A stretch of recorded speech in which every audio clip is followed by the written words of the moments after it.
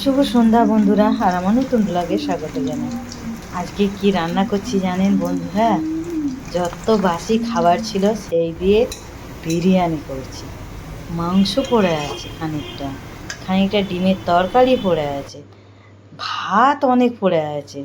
তা ভাবলাম চলো আজকের এইটাকে, বাসমতি চাল নেই তো কী হয়েছে, কিন্তু এটাকে আমি বিরিয়ানি বানিয়ে দেবো। আর এই যে পুদিনা পাতা একটু পাশের বাড়ি থেকে একটু চেয়ে নিয়ে এলাম, পুদিনা পাতা এইটুকুনি দিয়েছে, হয়ে যাবে।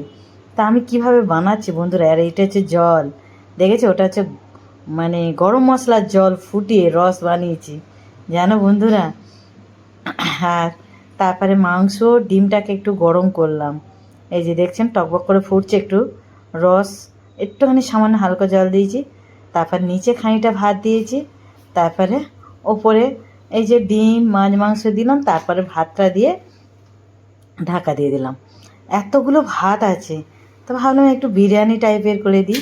তারপরে এই যে পুদিনা পাতা ছড়িয়ে দিলাম, একটু বেরেস্তা দেবো এরপরে। এই যে পুদিনা পাতা, আমি না কোনো কালার ফুড ইউজ করি না, পুদিনা পাতাটা দিলেই ভালো লাগে। আর এই যে এবার পেঁয়াজে বেরেস্তা দিলাম, একটু আলু ভেজে দিলাম, আমি একটু আবার আলু ভেজে দিই, আমার ছেলে আর সবাই খায়। তারপরে কি একটু কেশর ঘরেই তো ছিল, এই যে দুধে গরম করে ফুটিয়ে রেখে দিয়েছিলাম, কেশরটা রঙটা কী সুন্দর হয়েছে দেখুন না, কেশর দিয়ে দিলাম।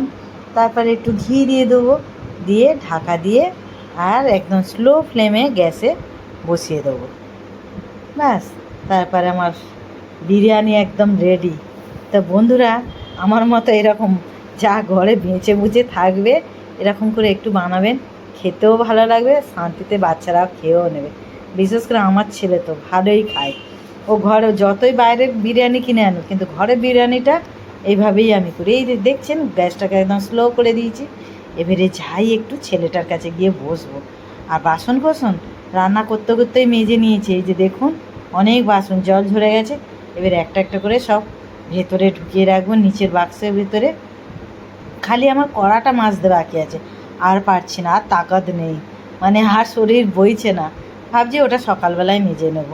এবার বাসনগুলো এই একটা একটা করে এবারে এই যে কভারের মধ্যে ঢুকিয়ে দিলাম। মোটামুটি প্ল্যাটফর্মটাকে মোটামুটি পরিষ্কার একদম ক্লিন করে ফেলেছি, সব একদম পরিষ্কার হয়ে গেছে।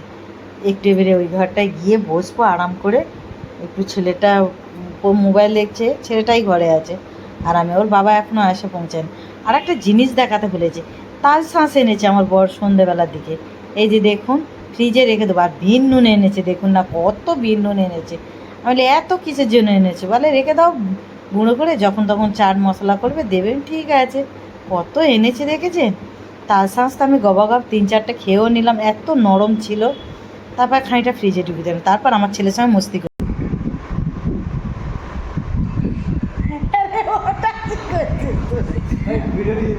না এটা তো রাখবো, আমার ছেলে কত আনন্দ করছে। আমি কি পুরো নিয়েছি, তোর মুখটাই গেছে।